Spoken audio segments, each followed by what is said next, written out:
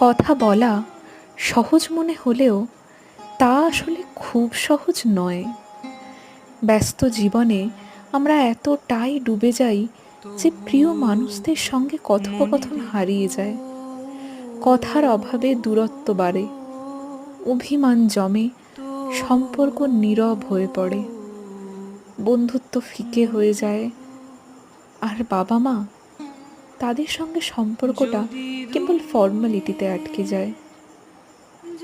জীবনে যতই ঐশ্বর্য আসুক না কেন, কাছের মানুষদের ছাড়া তা এক্কেবারে অপূর্ণ।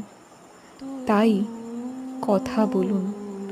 সবার ব্যস্ততা থাকে, তবু একটু সময় বার করে নিন নিজের প্রিয়জনদের জন্য।